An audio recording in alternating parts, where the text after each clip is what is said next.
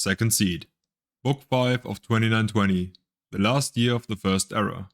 By Callawag Townway. 10th Second Seed. 2920. The Imperial City. Cyrodiil. Your Imperial Majesty, said the potentate Versailles, opening the door to his chamber with a smile. I have not seen you lately. I thought perhaps you were indisposed with the lovely Regia. She's taken the baths at Mer Corrupt, the Emperor Ramon III said miserably. Please, come in.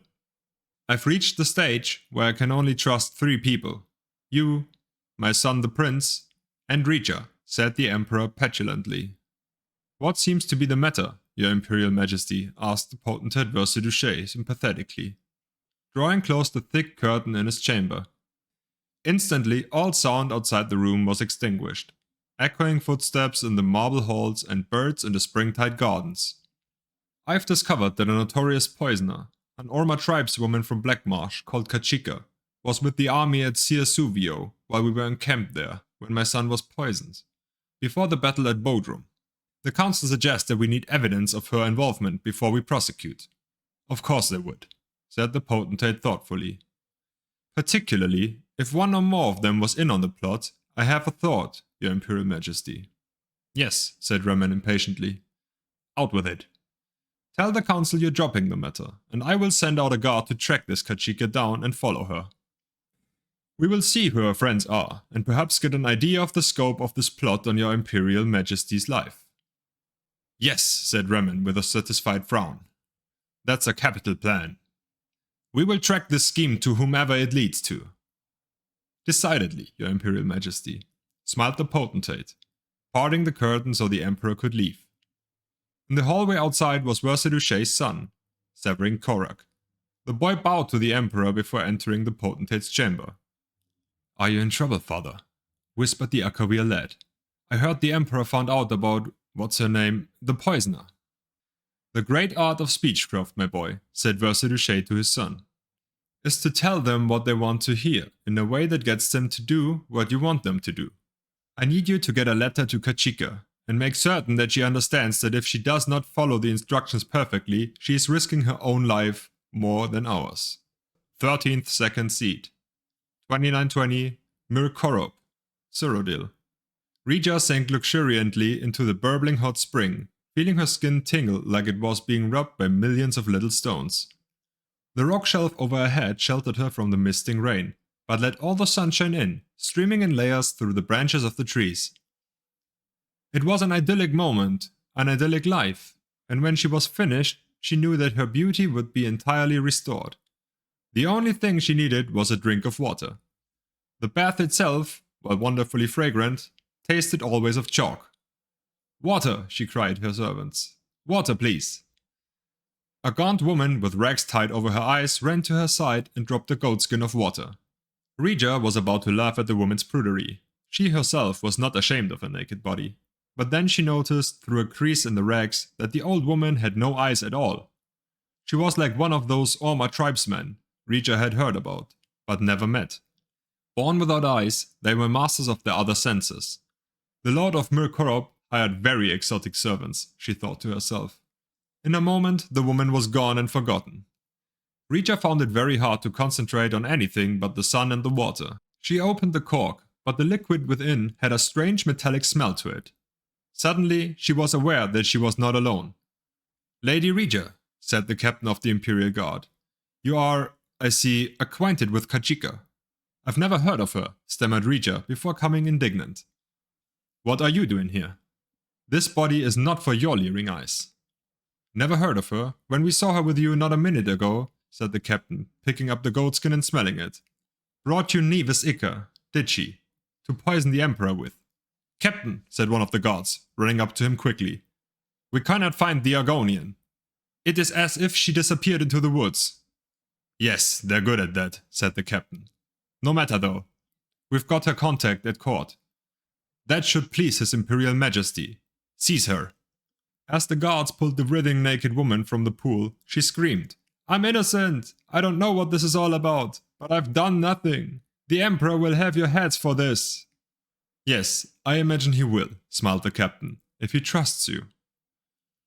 21st second seed. 2920 Gideon, Blackmarsh. The Sow and Vulture Tavern was the sort of out-of-the-way place that Zook favored for these sorts of interviews. Besides himself and his companion, there were only a couple of old sea dogs in the shadowy room, and they were more unconscious from drinking than aware. The grime of the unwashed floor was something you felt rather than saw. Copious dust hung in the air, unmoving the sparse rays of dying sunlight. "You have experience in heavy combat?" asked Zook. "The reward is good for this assignment, but the risks are great as well." "Certainly I have combat experience," replied Miramore haughtily. "I was at the Battle of Bodrum just 2 months ago. If you do your part, and get the Emperor to ride through Dossa Pass with a minimal escort on the day and the time we've discussed, I'll do my part. Just be certain that he is not traveling in disguise. I'm not going to slaughter every caravan that passes through in the hopes that it contains Emperor Remen." Zook smiled, and Miramore looked at himself in the Kothringi's reflective face. He liked the way he looked. The consummate, confident professional. "Agreed," said Zook. "And then you shall have the rest of your gold." Zook placed the large chest onto the table between them. He stood up. "Wait a few minutes before leaving," said Zook. "I don't want you following me. Your employers wish to maintain their anonymity, if by chance you are caught and tortured." "Fine by me," said Miramore, ordering more grog. Zook rode his mount through the cramped labyrinthine streets of Gideon, and both he and his horse were happy to pass through the gates into the country. The main road to Castle Giovese was flooded, as it was every year in springtide, but Zook knew a shorter way over the hills. Riding fast under trees, drooping with moss and treacherous slime-coated rocks, he arrived at the castle gates in 2 hours' time. He wasted no time in climbing to Tavia's cell at the top of the highest tower. "What did you think of him?" asked the Empress. "He's a fool," replied Zook, "but that's what we want for this sort of assignment." 30th second seed. 2920 Thurso Fortress, Cyrodiil. Regia screamed and screamed and screamed. Within her cell, her only audience was the giant grey stones, crusted with moss but still sturdy. The guards outside were deaf to her as they were to all prisoners. The Emperor, miles away in the Imperial City, had likewise been deaf to her cries of innocence. She screamed, knowing well that no one would likely hear her ever again. 31st second seed. 2920 Kavas Rim Pass, Cyrodiil. It had been days, weeks since Tyrella had seen another human face, Cyrodiil or Dunmer. As she trod the road, she thought to herself how strange it was that such an uninhabited place as Cyrodiil had become the imperial province, seat of an empire. Even the Bosmer in Valenwood must have more populated forests than this heartland would. She thought back. Was it a month ago? 2? When she crossed the border from Morrowind into Cyrodiil? It had been much colder then. But other than that, she had no sense of time. The guards had been brisk, but as she was carrying no weaponry, they elected to let her through. Since then, she had seen a few caravans, even shared a meal with some adventurers camping for the night, but met no one who would give her a ride to a town.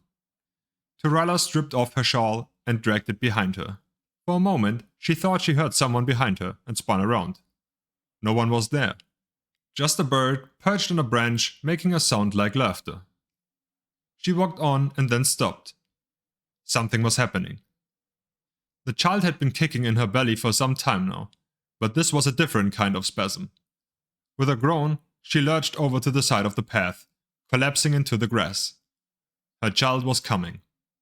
She lay on her back and pushed, but she could barely see with her tears of pain and frustration. How had it come to this? Giving birth in the wilderness, all by herself, to a child whose father was the Duke of Mournhold. Her scream of rage and agony shook the birds from the trees.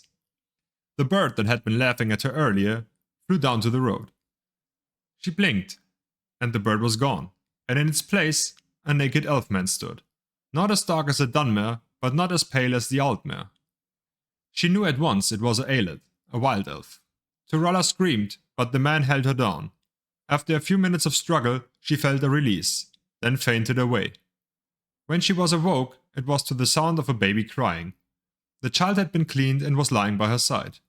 Tyrella picked up her baby girl, and for the first time that year, felt tears of happiness stream down her face. She whispered to the trees, "Thank you," and began walking with her babe in her arms down the road to the west. The year is continued in mid-year.